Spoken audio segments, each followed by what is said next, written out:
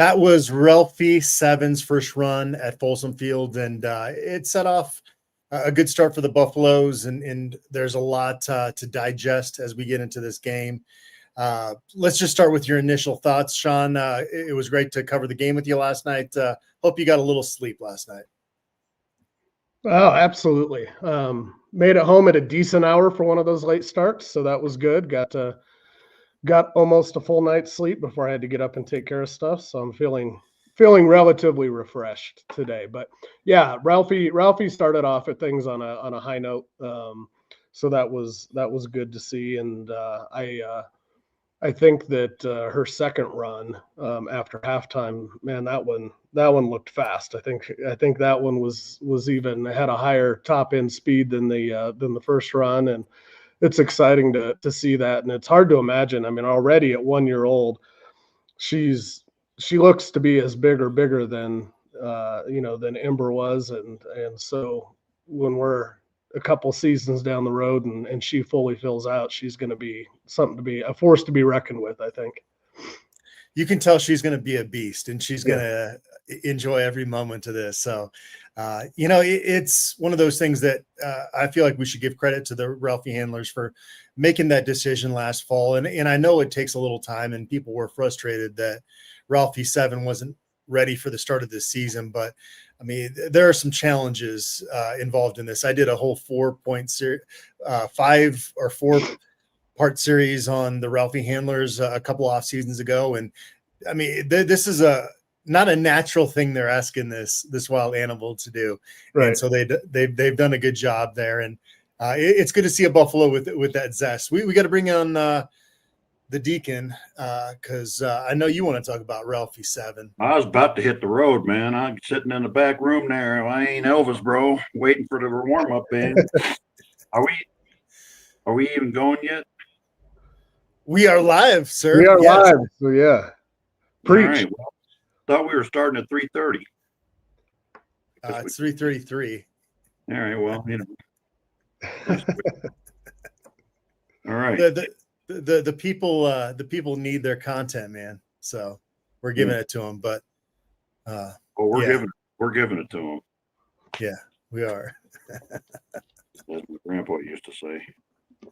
So Ralphie 7, William, the Deacon. I need the full analysis here. Well, I don't know about if I can give a full analysis on a Buffalo. Looked pretty good to me, though. I don't know. Seemed like she enjoyed being out there and had an attitude a little bit and running and kicking, and just needed to grow up. She's like kind of like the Bison version of Quentin Gibson. Just watching her hooves, she's got a little shiftiness to her, a little quickness, short area quickness. If she needs to stop on a dime, I don't know. This Buffalo's got some agility to it. Maybe a little change of direction in there. Maybe get her to pretty down or something. I don't know. I thought it was great, and it was more like what we expect. And when she gets a little bigger, it's going to be back to the tradition. Well, and she threw a handler on opening night, so that's a great start. Yeah. It's like she knew exactly where to turn, right? And Ralphie 6 never, ever got there. They're always trying to direct her. You've got to do this and like pushing her. This was the complete opposite. So we'll get into football here, but Ralphie 6 never got to the damn turn. Yeah, she's like Ferdinand the Bull, man. She had to stop and see a butterfly or something. All right, so Caden Salter, he found his voice. I thought it was really cool to watch the speech he gave the team in the locker room. It's not natural for Caden Salter to be outspoken, and that's been an issue. I did like what Brett Bartoloni told us media this past week. He said, look, like that position, even if you're not vocal, you have to be vocal. And they've really challenged Caden, Sean, and over to the Deacon. I'm curious, just any takeaways beyond just the stat line from Caden Salter last night? Well, I thought he just had a command of the team and of the offense, and felt he had what was the word I was looking for? Is he was decisive. He didn't mess around. He kind of played like what you saw 2 years ago at Liberty. So I just think that he found that confidence that was missing before, is what I would say. Is that's the word: confidence and decisiveness, and really trusting in the offense. And the receivers were more in sync with him this time too. That one touchdown to Sincere Brown, with him scrambling instead of them stopping or going the wrong direction, they ran to him, and so Sincere Brown came where he needed to be to make that play. So I just thought he just was really in command of his game all the way around. Yeah. I still don't see that he did anything vastly different last night than he did in game one or the quarter that he played in game two. I think there was a big difference in the offensive structure that Shermer employed around him. For the first time that he was actually running the offense, there were downfield routes and opportunities to push the ball down the field, which were not there. Shermer was not having those play calls the first time. So that makes a big difference. You've got to be able to stretch the field with that guy so that you can open up his ability to use his legs as well. We also threw into the middle of the field, which is the first time I've seen that consistently.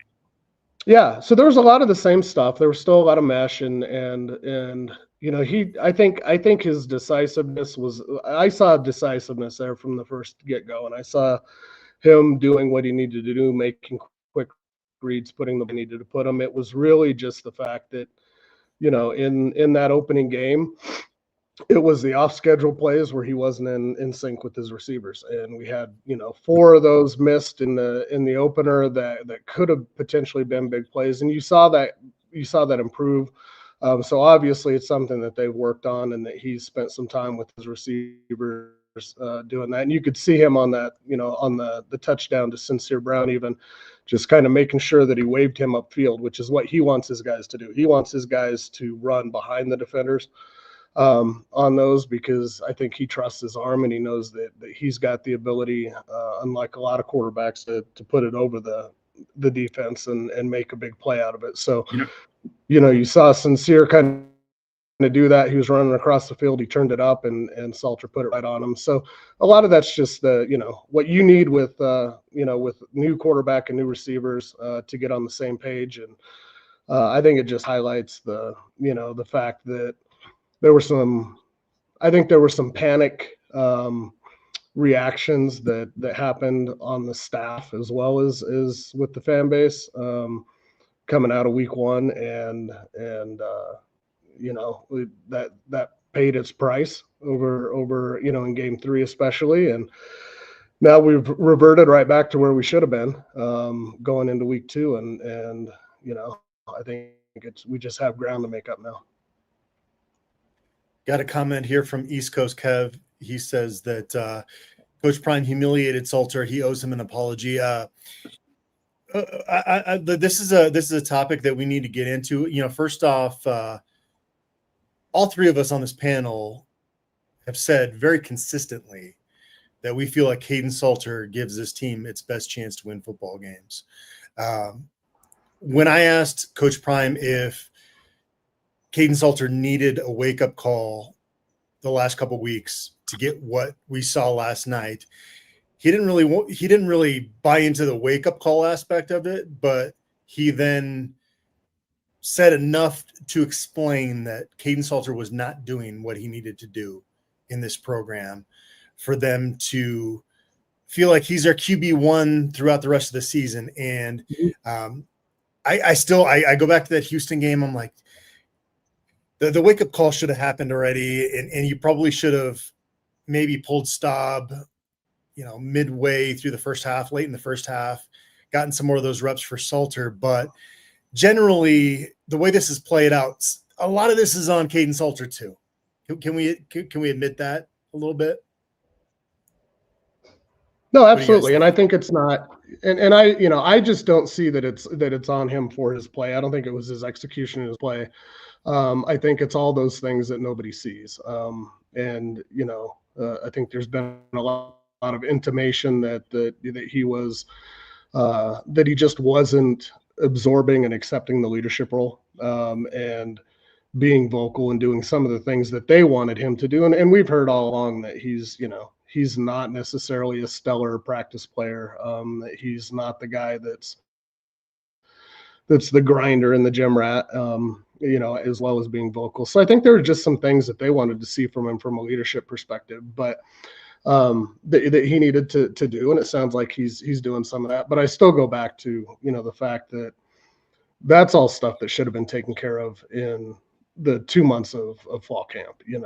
Those are things that should have been fleshed out and addressed heading into the season. Not changes that you're making in weeks 2 and 3 to get to that point. So I just think it was not very well managed, but I think there were probably things that needed to be addressed. Any thoughts there, Deacon? Well, I got lots of thoughts, but you guys can't give me a word in here edgewise. So I was trying to talk about when we were talking about Caden Salter on the field. I'm going to utterly reject the statement that anybody owes anybody an apology. That's just bullshit. That's just crazy.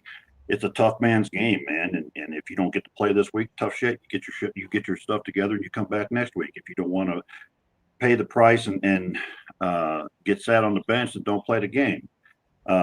Coach Prime owes him an apology. I don't even know where the hell that comes from. But I thought what I was going to say with the pass to Sincere Brown, what really struck me was he threw a very different pass. He just threw this very soft, sort of he didn't wind his arm up. He just sort of like this. And then he had a couple plays where he, aside from that one bad sack, but like there was one play where he was getting caught out toward the boundary and he just sort of flipped it forward like a pass to near somebody to avoid getting sacked. And then what really was different to me this game was that he would pull the ball down and run, and he didn't hesitate about it. He just went and ran, because those first 2 games there were several plays in each one where he stopped when he could have had a lot of yardage and tried to make a pass, and I think he screwed up the pass because he wasn't decisive. He hadn't decided whether he was going to throw or run,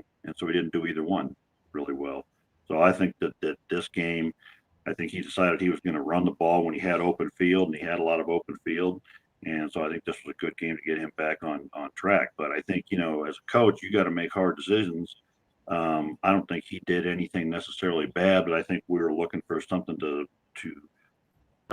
jumpstart this offense. Sometimes that's a different quarterback, and it did in that Delaware game, and that's what happened, man. If you don't want to get sad, don't play the game. His last touchdown run was almost like effortless to him. What's the last quarterback Colorado's had that can run looking that effortless out there? Do we have to go back to Darian Hagan? Well, I don't think we have to go that far. I think well, almost that far. I think Cordell Stewart certainly could run like that. Did he look that natural running? That was the name that came to me was Cordell Stewart. I think was the last one.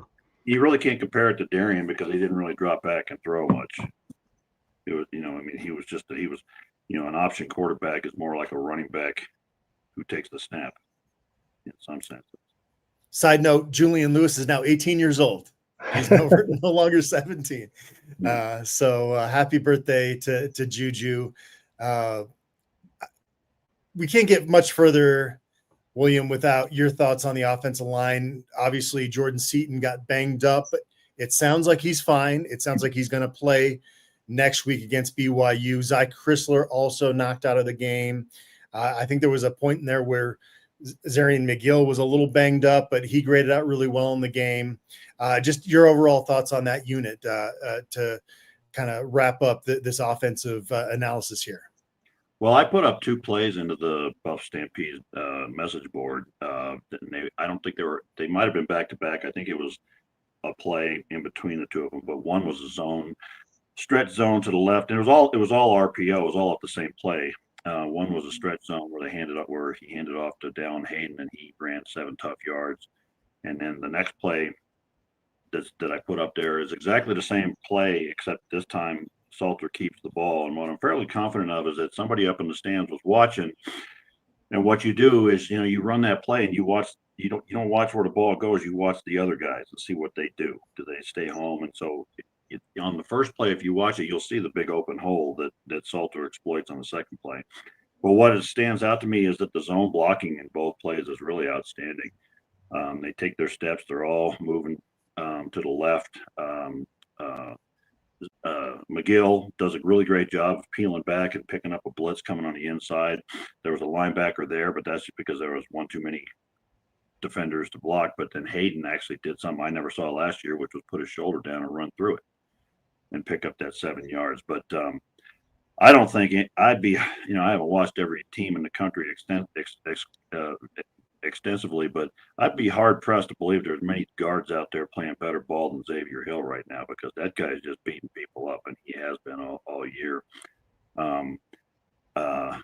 Kareem Harden really impressed me coming out there and playing that left tackle spot for Seton, and he didn't have any problems with it at all. Yaya Atia looked really good at that right guard spot, so it's nice to know we have some depth there and we can really play those guys. And so Kareem Harden looks like he's going to be the Swiss Army knife and play every different place. I still saw Larry Johnson struggling with the speed rush, and I don't know, we're going to have to get something done with that, because the Wyoming guys by far not going to be the fastest speed rush he sees this year. But I think overall the run blocking was really solid. The pass blocking was really good, and I thought they did a really good job.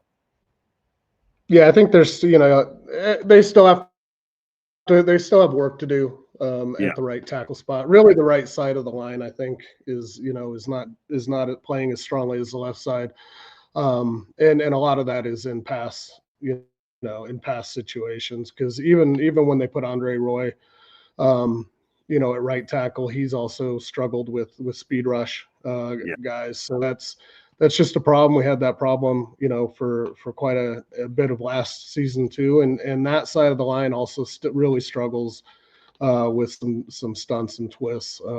Getting all the way into McGill, I think sometimes they just overreach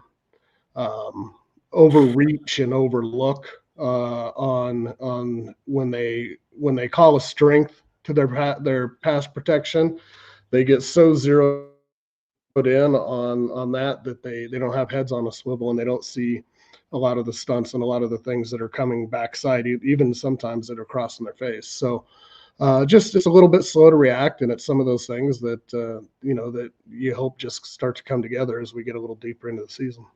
Well, that's the beauty of the zone blocking in the run game, is that it doesn't matter what the defense does. You take your steps, and whoever shows up is who you block. And if your guy vacates and you don't go with them, and they've been very disciplined about that, because one of the hard things about teaching zone blocking is, the guy takes a step left and got a defensive tackle, and that guy loops out. Their natural inclination is to try and go get him, and you got to stop them doing that. You got to stay on your track. So they need to figure out some of those problems with the pass protection and the stunts and what have you. But man, I am hard pressed to imagine anybody in the country that's playing better as a tandem than Jordan Seton and Xavier Hill right now, because those two guys are just beating people up. The chat is almost as negative as it was last week after the Houston loss. I got to remind these folks, you only get so many chances to enjoy a win, and yeah, there's things that this football team needs to improve on. But well, I saw that on the Stampede board, and I'm just like, what the hell, man? It's like this game, aside from one sort of almost excusable fumble and one blocked field goal, it is a 40+ something to 20 win. I don't know what people want. Before the game, it's always, well, this team's tough. You can't take them for granted. And then after you kick their butts, it's like, well, we didn't kick their butts by quite enough, so we're going to lose every game from here on out. The defense, go ahead, Sean. I was just going to say, I just think that's a little bit of a natural reaction, because I mentioned it in my game story, at the end of last night is despite it being a 17-point, win that really never felt like it was, it was truly in jeopardy and contested. it did in a lot of ways, for a lot of factors, feel like a bit of an unsatisfying, a bit of an unsatisfying blowout, as it were. Between some of the issues I think have been cleaned up, but then you see them, rear their heads again. And maybe I think our inconsistency wasn't as consistent as it had been the last couple of weeks, so it was improved, but that it still shows up. And the injuries, I think, put a damper on a lot of stuff, and it's good news to hear that none of those are expected to be really serious. So there were some things that I think kind of kept it from being as celebratory as it could have been. I think we have to keep in mind, people talk about the second half, but we played most of the second half without Jordan Seaton, Zy Chrysler, Simeon Price, DeKalon Taylor, and Anquin Barnes. Because Anquin Barnes got booted at around, with 12, 13 minutes left in the third quarter. So, I think Anquin Barnes, taking him off that defensive line makes a big difference. And then we just had a couple of mistakes, I think, that kept us from scoring a couple touchdowns. So I look back on last year and I pulled up last year's schedule, and we really didn't hit our stride until the fifth game at UCF, so I don't think that we're any different so much this year than last year in terms of our development. It just seems like, as we mentioned last week, as Sean pointed out, that I don't know, the staff kind of seemed to take it like a preseason thing, and there was improvement last Friday or Saturday night. There was improvement. I don't know, and that's all he can ask for, really, is for improvement from a team. And I think the other thing is that, man, this conference is really kind of up for grabs. There were some things that happened yesterday that were surprising, and I think, as people have said, everybody on our schedule is beatable, and everybody could beat us. So we just got to keep getting better. Yeah, Sean, you said that this game was never really felt like it was in question, and Wyoming's how they played the game out late definitely made you feel more comfortable as a Colorado fan. Can you imagine our message board? It's 30-20, and their clock management was just like, let's just get back to Laramie. Let's just get back to Laramie. Right. There was no clock management. They're just like, it's like the middle of the game. Let's just keep playing. Yeah. Well, and I do think, I think that's some of what you see throughout college football right now. And a lot of that is just the state of what's happened to, with NIL and with all of the transfers. Wyoming's, until this season has never really been a transfer heavy school. And they brought in, I can't remember what the numbers were. I want to say something like 35 or something players. But so when you're bringing that many people together, it's, I just think it takes more time than people want it to take when you're inserting that many new bodies into trying to execute what you're trying to execute. And I got a little bit of that sense from them, last night as well, that they just aren't at a spot where they can really execute everything that they want to do and execute it on tempo. And so I think at some point, you're kind of just reserved to let's work through it as best we can without getting into complete scramble mode. Sean, any final thoughts before we let you get out of here? You're going to be having another late night in the press box with me this coming Saturday against BYU. It's maybe this is like the feeling of when you're either covering a college program or a diehard fan. It feels like every week. Right. Just like as Tad Boyle says, the price of poker increases. Yep. So final thoughts. I mean, I do want to echo the fact that I think, I thought Pat Shermer called a really nice game. I'm going to disagree with some of the comments that Dion made. Yeah. None of those play calls were new. None of them were different, but it was back to what we had talked about before. It was how you're structuring stuff. So there was a much better flow. I think they went into the game understanding that they wanted to accomplish some things, which was stretching the field vertically more so than horizontally. They wanted to use the pass to set up the run. You got that sense that they came out and ran the ball okay, early going, but it was really there was still, I think, a higher reliance on the pass game than on just pounding the ball. So, I think they had a plan and they stuck to it, and it, it worked. It was executed. So I like that. I think defensively, what we continue to see, and I don't know if it's just the way the schedule plays out this year, or if it's, how much of it is teams taking advantage of what they're seeing on film versus CU, but we continue to line up against teams that are running very heavy fronts offensively against us. So a lot of double tight ends, a lot of extra linemen, along with a couple of tight ends.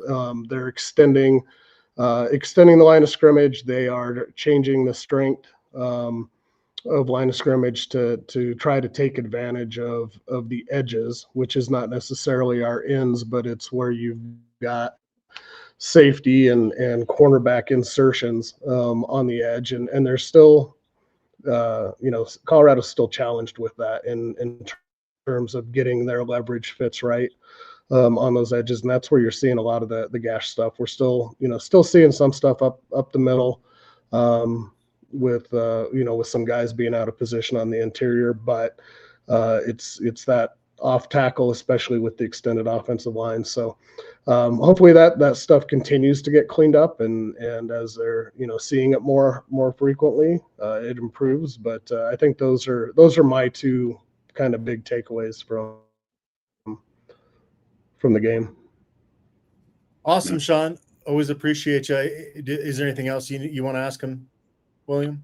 No, I was just saying, we're talking about, they still only handed the ball off 20 times, and every week we seem to have somebody who's averaging 10 yards a carry, and we give them 5 carries. I mean, what the hell, man? If a guy's got averaging 10 yards a carry, keep giving him the ball until he doesn't anymore. I just don't understand that. That's still a thing to me. But I thought that I didn't see as much sideways stuff. I did.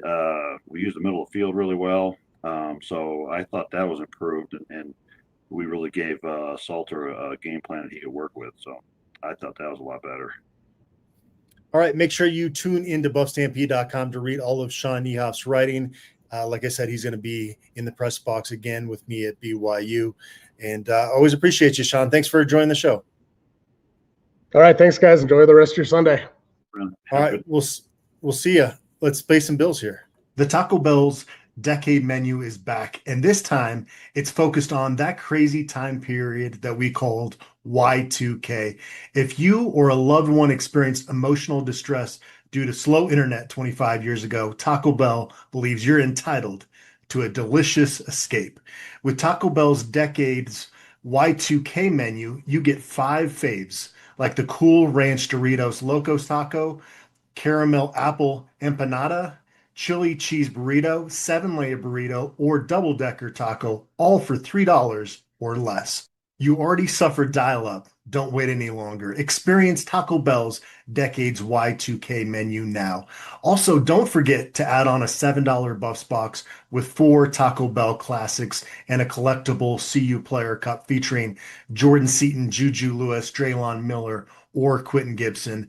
And we want to shout out Taco Bell because every time CU scores a touchdown this year, Taco Bell will help support CU athletics with a $1,000 donation to the Golden Buffaloes Scholarship Fund. Live Moss at Taco Bell.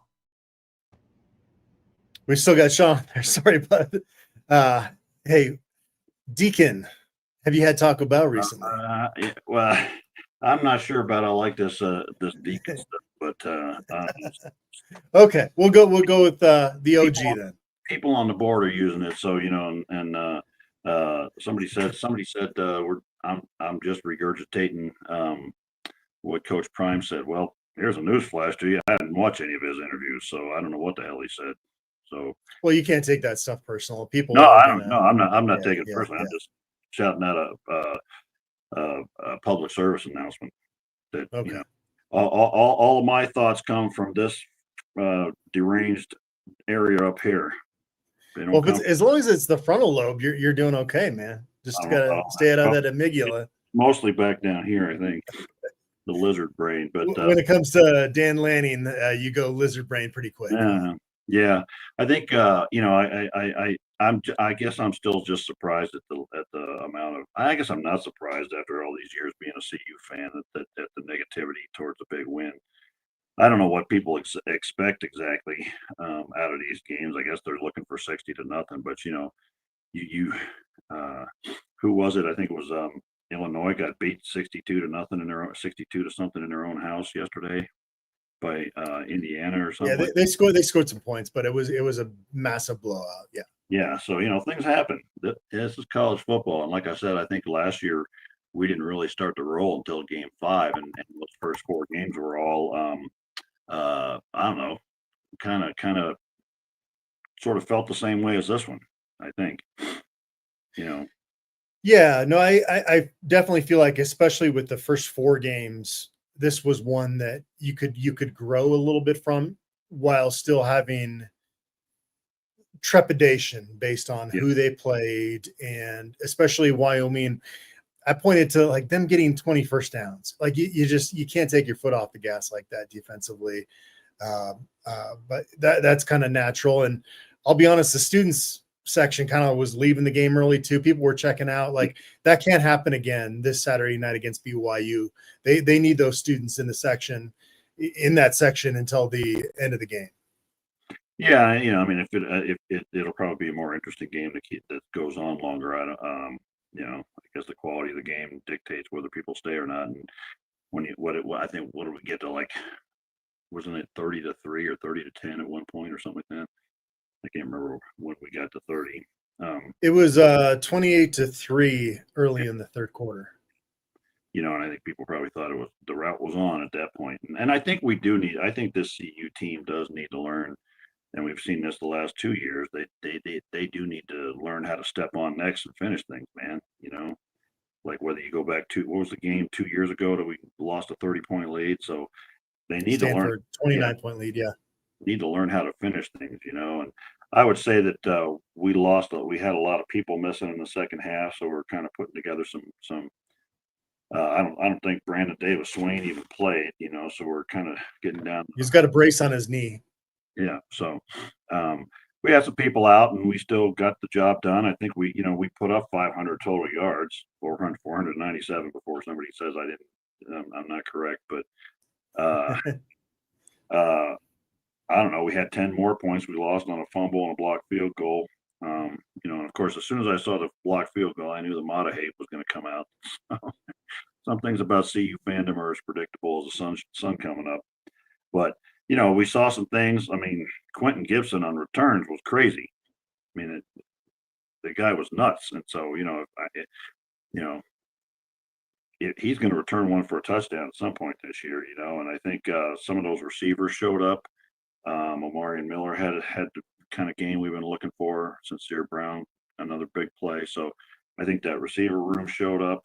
I think Dallin Hayden coming back gave us enough depth to get through things at the running back position. And I think we learned some things about ourselves that will benefit us going forward.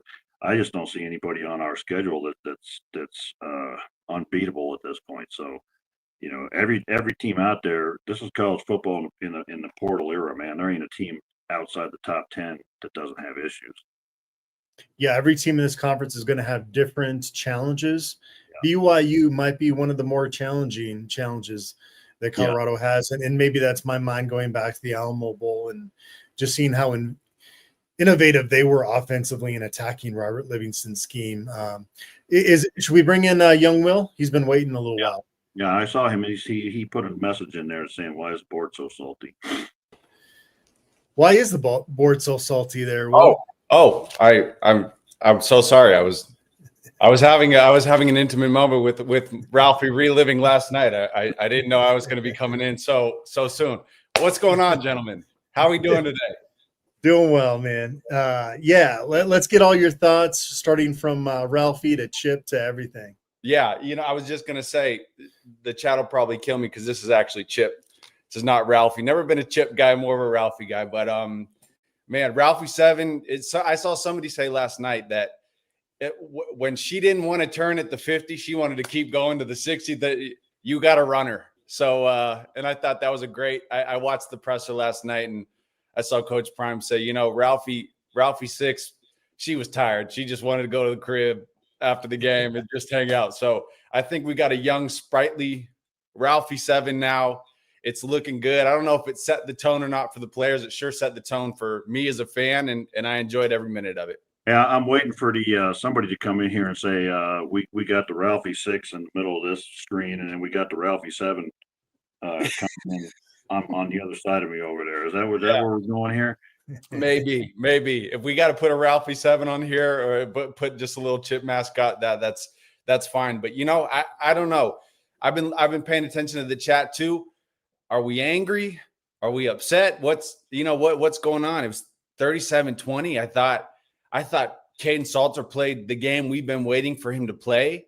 I knew in the first drive that we had, when I knew it finally had sunk in. It finally got through to him that he needed to be more decisive, and he needed to make the plays and make more decisive plays.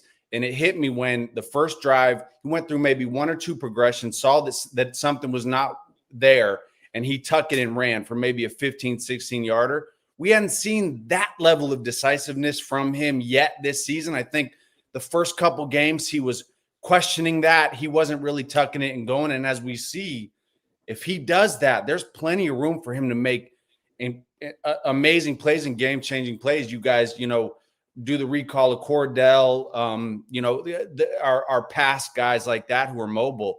He's up there, and he can really change games for us if he does that. I think what he showed, I think that's probably more surprising to some people, is that his deep ball accuracy is fantastic. I mean, those 2 touchdown passes down the middle were just right where they had to be and right on the money. Both of them. I mean, those are 2 outstanding throws, and I don't think people really understand how impressive those throws were. But I think he showed a lot of things, and we'll see where it goes from here. But we found some weapons. No, we have. And William, I just wanted to piggyback on the point you made. I was noticing too with Caden, when he rolls out to the right is kind of when he seems more comfortable. I'm not drawing comparisons to Seahawks Russell Wilson, but I do remember when Russell would roll out to the left, it almost felt like that was his comfort zone, and he was able to make more plays, whether that be on his feet or through the air. When he rolled out to the right and hit Sincere Brown, and William, you touched on it, it wasn't a bullet. It wasn't something that was going through the dirt. There was touch to it.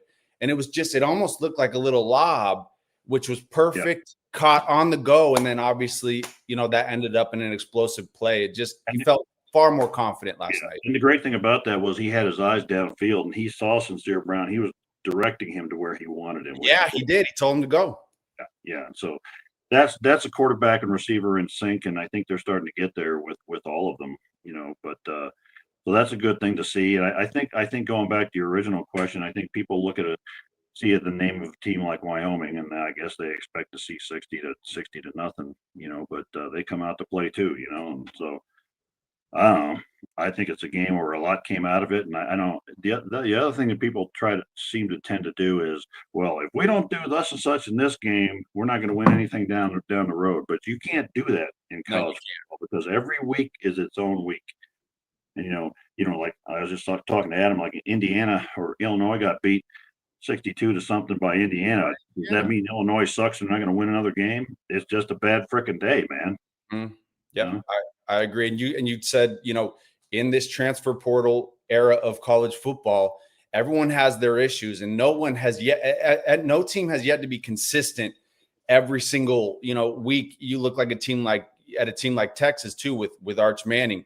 He's been about as average as you can say. He finally had a good game, and their fan base is killing him because it was versus Sam Houston State. So, I don't know if we're just all in a grumpy era of transfer portal college football. I'm not sure, but 37-20, we could be playing my old high school team. If the Buffs get a win by that much, I'm happy. I'm not going to complain. There's things you can fix, of course. There's always going to be, but what a perfect time to hit our stride going into BYU, who I believe just cracked the top 25.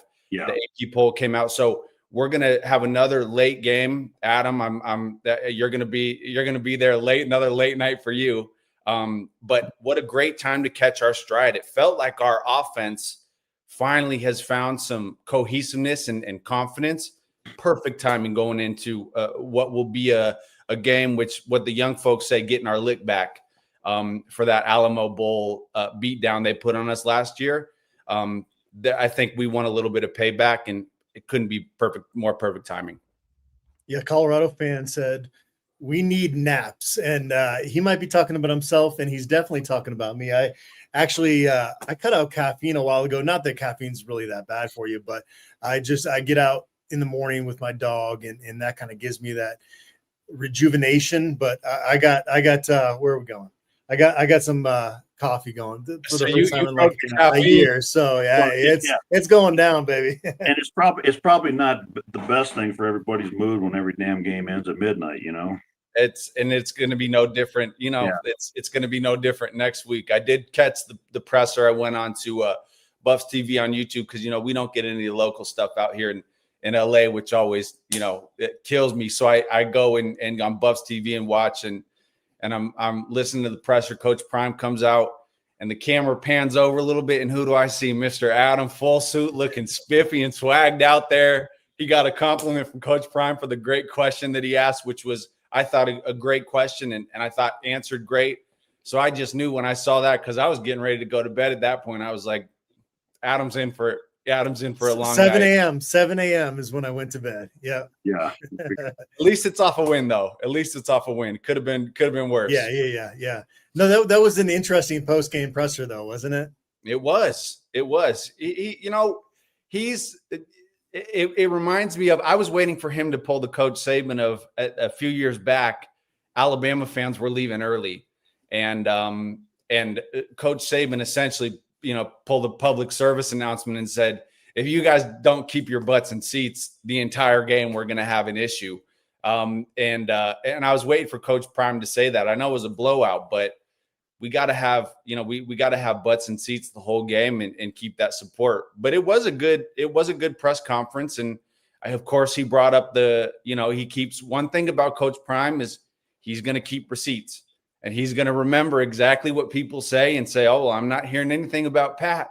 And he's checking in and saying, anybody got anything to say about Pat this week? Anything, you know, so he's going to do, you know, he's going to put that on and let everyone kind of swallow their words a little bit. But I thought it was a good press conference, and moving forward, you know, time will tell. But I thought it was a great game by Colorado. Like you said, our offensive line, I thought, gave Caden a lot of time to create, opened a lot of holes. I believe he was our leading rusher last night, which is not, you know, quite what you want, you know, from your quarterback, but I'll take it because there was.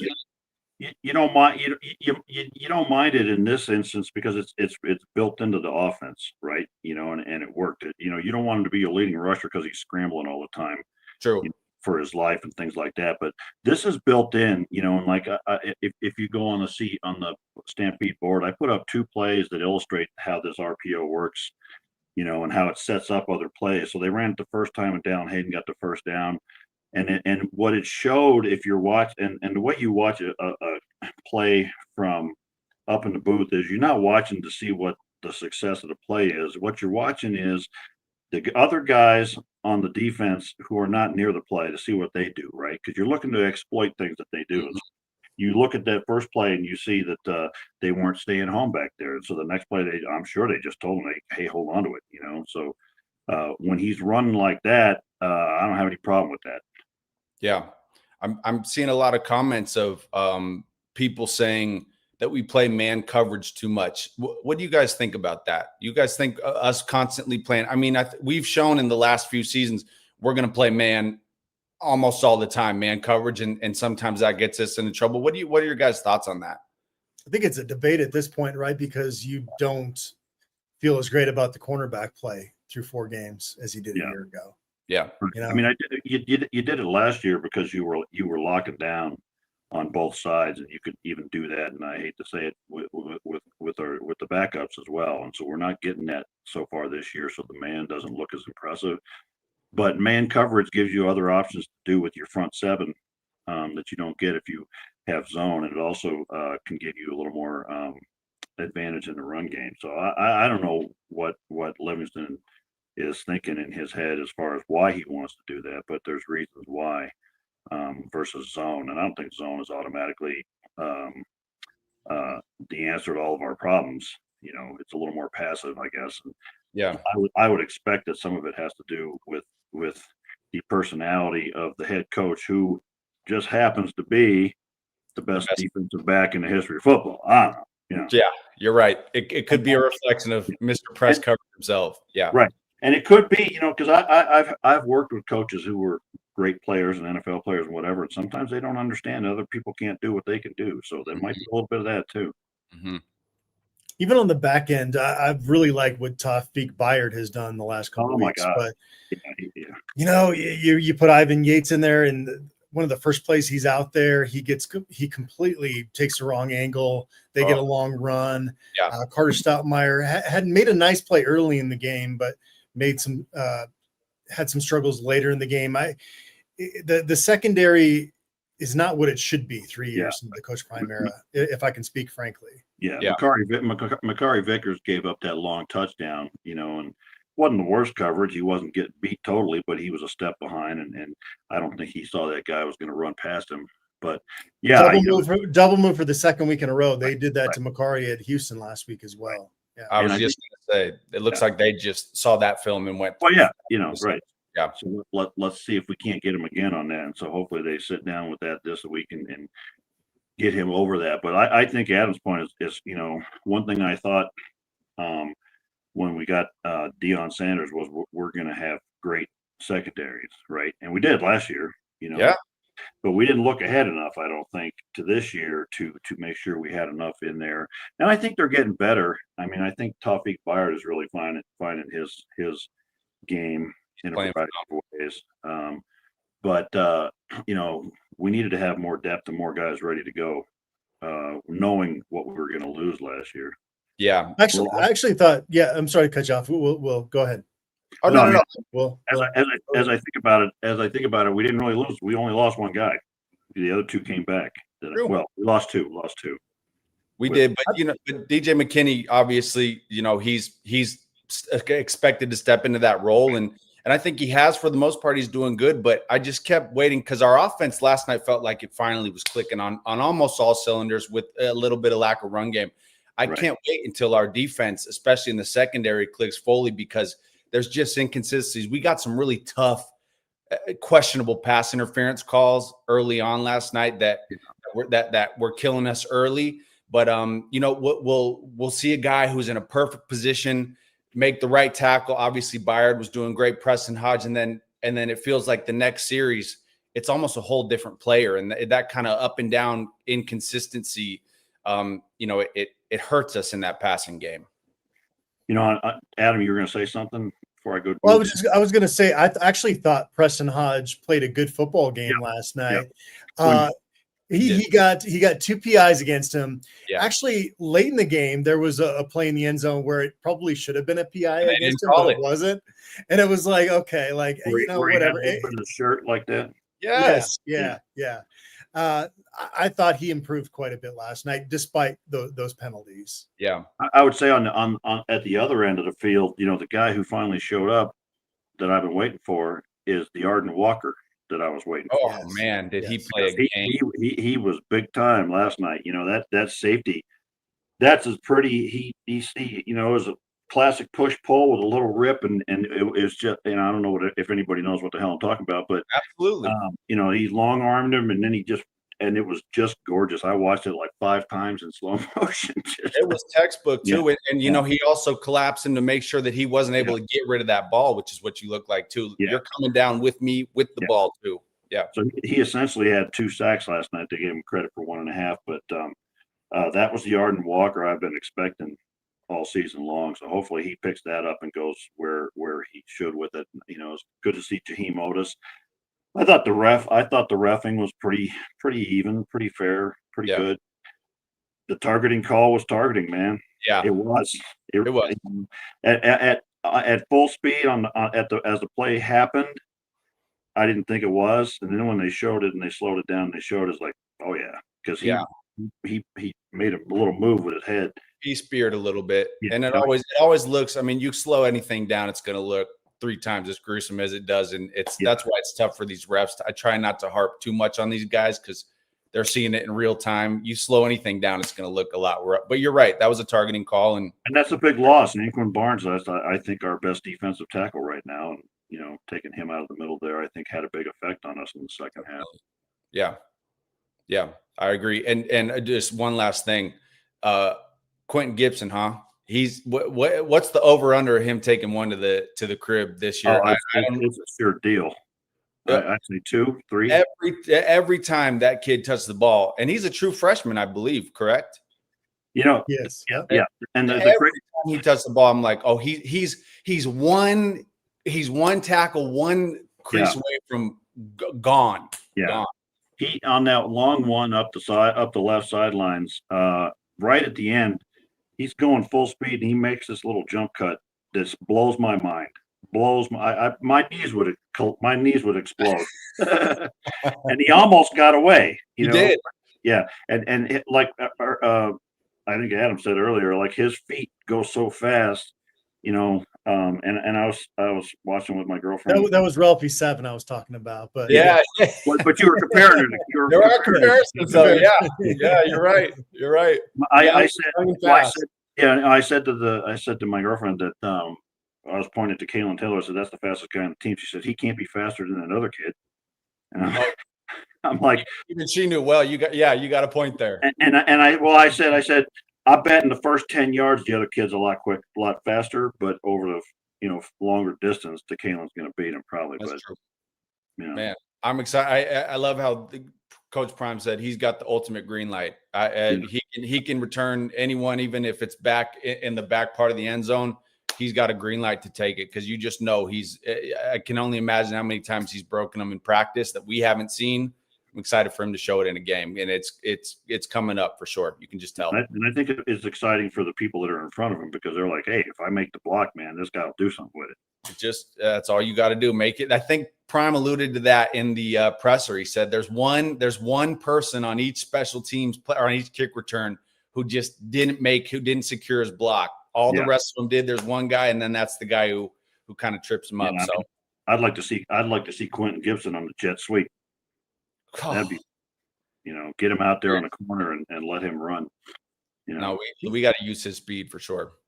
He's got such a great story too. This is somebody that had very few scholarship offers going into his senior year of high school, and obviously partly because of his size, right? Yeah, he's just not going to stand out in a lot of these events, but he was the Max Preps National Player of the Year last year, and just saw his stock take off and went to the Under Armour All-American game, and it's been a really fun story to watch. And he's going to be, as long as Colorado can keep him around Boulder, he's going to be a mainstay out of that slot receiver role. Will, I'm curious. I have. Between working till 7 a.m., sleeping, rewatching the CU game, I don't know what's going on with the Buffs in the NFL. Have you gotten any updates today? Yeah, you know what? We had a couple morning games that I was paying attention to. Well, first of all, I don't want to spoil alert my story coming this week, but I will say Landman has now recovered a fumble 3 weeks in a row. He continues to be the guy, not just in LA, but in the NFL. He is something special. It's a turnover every game. It's almost like the Tyrann Mathieu, the Honey Badger at LSU, where you said every Saturday he's going to get a turnover. Landman has done that. He's truly Superman. I kind of relate him to Luke Kuechly a little bit. When Luke Kuechly was in his prime, he's fast and he's got such an ability to find where the play is and make a play off that. He's incredible. And Travis Hunter in Jacksonville, I watched that game. I think Jacksonville is struggling a little bit to find what his position and what his role on this team is going to be. I think he offers so much. I think that they're confused on what to do. He had 17 total snaps on offense, only 2 targets. He had 1 reception where it was a quick out route. He shook off the linebacker and then went and then did kind of a Quentin Gibson type cut in and put a guy on skates, and you saw the Travis Hunter at CU, like, wow, this guy in space, when he's in space, he's as good as anybody else in the league.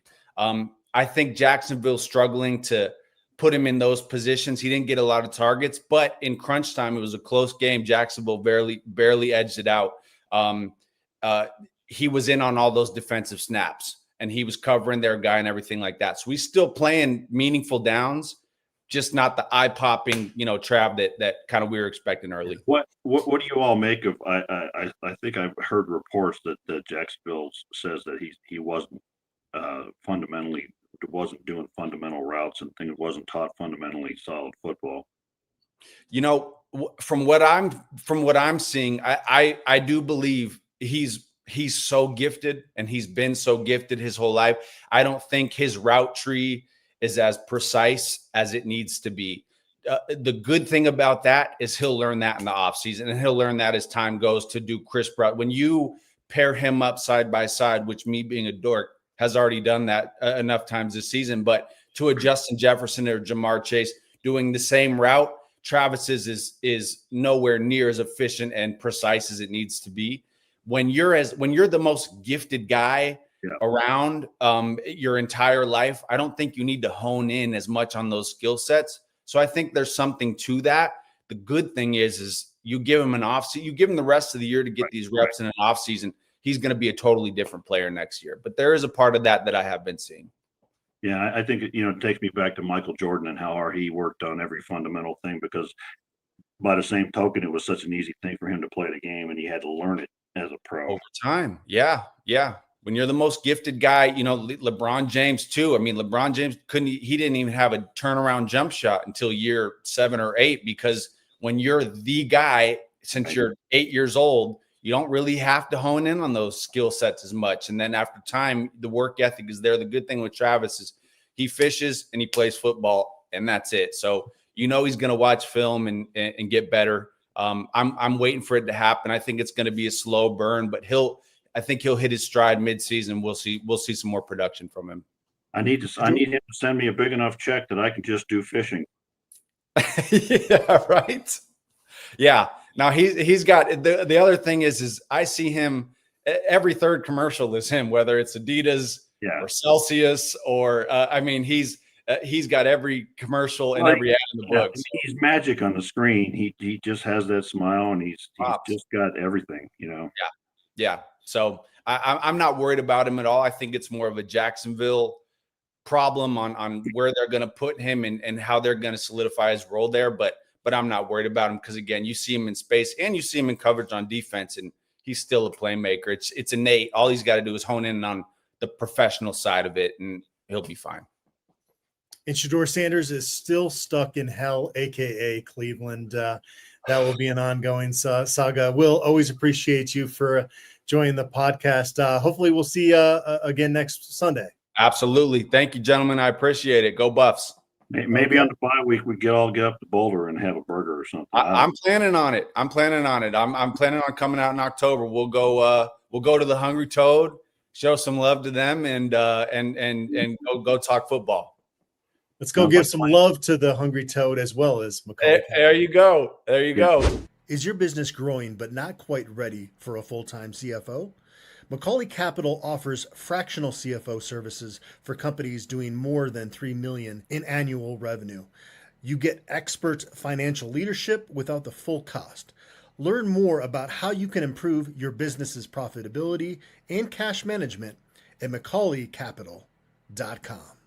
If you know Boulder, you know the Hungry Toad. We've been serving this town since 1991, long before the lines on Pearl Street. Just north of campus, we're your local British pub with proper fish and chips, quality burgers, a scratch kitchen, real English cask ale, and no tourist fluff. We support CU football, women's soccer, and the loyal fans who keep it local. The Hungry Toad, Boulder born, Buffs proud. Oh, you're muted. I got it. I got you. I got a little coffee here. Okay. So I can power through the rest of this. Hey, so somebody asked on the board, is Sammy Okunlola out for the season? What do you know about that? I have not heard that. We'll try to get an update there on Tuesday at Coach Prime's presser. Yeah, he's been out obviously the last 3 weeks. Has not been dressed out. This will be getting back to Big 12 games. So the rest of this regular season, you're going to get injury updates. I think the first one comes out Wednesday, Thursday, Friday, and then pregame. So it will go from the progression there.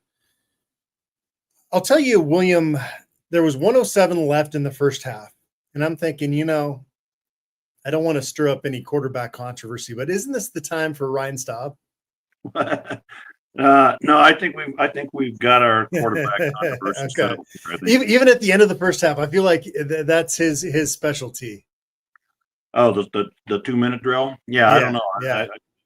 I think people's hearts might explode or be like the cartoons with steam coming out of their ears. I think probably we need to go with Juju if we're going to go with another quarterback at this point. But hopefully it's not an issue as long as Salter's playing well. I mean, they tried to get down the field on that, and they just had a couple of miscues. But I thought it was much more encouraging, that the sideline passes in this game were 15 yards downfield and not straight to the left. I don't recall seeing anything. Nothing horizontal at all behind the line of scrimmage in the first quarter, for sure. That's Oliver Hayes was sitting next to me, and we were focused on that, like every play. Like, okay, when's the first one going to come? And it didn't until early in the second quarter. Yeah, and that actually was a successful play because it's a situational thing. Right. You set it up and you call it when you see something that's happening out there, and that you can't use it as a bread and butter play, like an off tackle, like a stretch zone or something like that. But I would still like to see him run the ball more. I think that would have helped us, in a couple of those stalled drives. But I think they're still finding that identity. I think they went a long ways towards it this game, so we'll see what happens in the future. It was nice to, well, it's not nice. It's not nice to have 2 starting linemen go out, but it was really encouraging to see.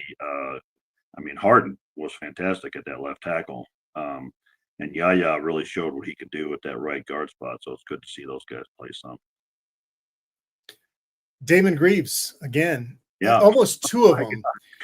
He has got the backspin on those punts to be almost like a magician out there. And the placement too. I wonder if I don't know how to I don't know how you punt, but I wonder if he could punt it into trash cans and stuff like that, because he dropped that thing on the 1-inch line, and it went back the other way on that one, and it was just nuts. I don't know, even how you do a thing like that. 2 blue chippers on campus this past weekend, 5-star receiver Cedarian Morgan, as well as blue chip defensive lineman Emmanuel Ruffin. Recruiting is going to still be kind of selected from the prep ranks, but they'll probably end up signing about 20. Right now, Colorado's got 11 verbal commitments on board. I've enjoyed watching some of the tape from these guys early this season. I got to tell you, Gavin Mueller, the tight end, playing Wildcat quarterback is one of my favorite things to watch right now. Yeah, and I think we need him. I think our guy, what's his face, this year continues to be a liability in the run game. Don't know why I can't remember his name, but we need to stoke up that tight end position and use them to better effect, because everybody uses it against us, and it needs to be something. You look, Zach Atkins, is that what you're looking for? Okay. Atkins. He almost got our touchdown runs blown up. So we really need to fill that position, and it looks like we got a good one coming in there. Preston Ashley, he kind of looks like Tofbeek Bayard out there playing safety for his high school team in Mississippi as well. So I hope folks have enjoyed kind of our weekly recap on guys that are coming out to campus. BYU is coming to campus this coming Saturday, and there's some maybe building bad blood here, right? I don't know. Maybe, I'm a one game. I don't know that necessarily is enough to build that, but we'll see what happens in this particular game. I think they have some question marks. I know a lot of people are going to talk as if there's no chance to win it, but I don't see that at all. So we'll see what happens. I don't think one bowl game is enough to develop a rivalry. Yeah, well, I've got a rivalry with Cosmo, their mascot. He's got creepy eyes, man. I'm not a fan. What is it? They're just dead eyes. He's like a cougar, BYU cougar. He's got no eyes. It's just death in there. That's all I see. Oh my God, yeah. Which is funny because my girlfriend's cat is named Cosmo, and I had to stay away from. Okay. Like, can't. Sorry, cat. You got to go in the next room. Just give Cosmo a little less love this week, and then love it up the week after. Only if Colorado wins. Yeah. Who did aside from the obvious? Was there anybody that you thought stood out this week on either side of the ball? Well, I was just so happy for Arden Walker. I'm glad you brought him up. This is somebody that we had propped up quite a bit. And, playing edge is difficult against some of these teams they've played early this season. And he got an opportunity to pin his ears back a few times and really kind of let loose. And seeing those celebrations from him afterwards, I've known Arden for a long time, since he was, I think, a sophomore at Cherry Creek. And so maybe there's a little bias in there from my end. But it was good to see that. I really was impressed with the receivers. Josiah Williams with that, Joseph Williams with that catch with two guys really in the vicinity there. Omari and Miller did a great job of kind of readjusting to that touchdown catch in the end zone. Those were the main guys. I'm really bummed out that Price got hurt again, because his first run reminded you of, like, why is this guy not the kind of bell cow back for this football program right now? And it doesn't sound like it. I mean, it was his ankle. Clearly, it looked like to me, but it didn't look good, right? No. Coach Prime said that those guys are fine, but the way he came off the field, I that's the one I'm kind of a little bit iffy on playing. I don't know why we don't, like you said, hook our wagon to that kid, and because he has the vision and explodes through the hole, and he runs north and south, and I really like. But it was very encouraging to me to see Dallin Hayden put a shoulder down and pick up 7 yards after initial contact, because he didn't do that last year, So that was encouraging to see. I thought the other thing, and I watched the TV replay, was they talked about how deep our wide receivers are, and they talked about Hakeem Williams and Terrell Timmons, had a pretty good game, and they might be 5 and 6 on the depth chart, So that was fun to see those guys come out there. Yeah. A lot of people in the chat saying that they feel Colorado's going to perform pretty well against BYU, but they're already worried about TCU coming down the pike here. I don't know. I mean, Utah is going to be tough. Even though they got beat by Texas Tech pretty handily, I mean, that's going to be on the road. Every week is going to be a new discussion here. We're going to get into all of that. Any final thoughts here as we close out? Yeah, I mean, I don't know what I guess I'm not sure why people think TCU's any good. They're not any better than they were 2 years ago when we went down there and whooped them. They beat 3 bad. It's going to be a tough game. I know you don't like that, but no, I don't care. I mean, they got the revenge factor on their mind, right? They can do whatever they want, but they've got 3 big wins against 3 crap teams. So who knows what they are? I think we remember we were like this last year. Is we kept going each week and be like, well, we really don't know what this conference is yet. And it took a long time for it to sort of settle out. But I don't see that anything about TCU is all that scary to me. I think we got a lot of teams that are going to be solid teams, and Iowa State's probably the one to worry about the most in the next 4 games. But I don't know.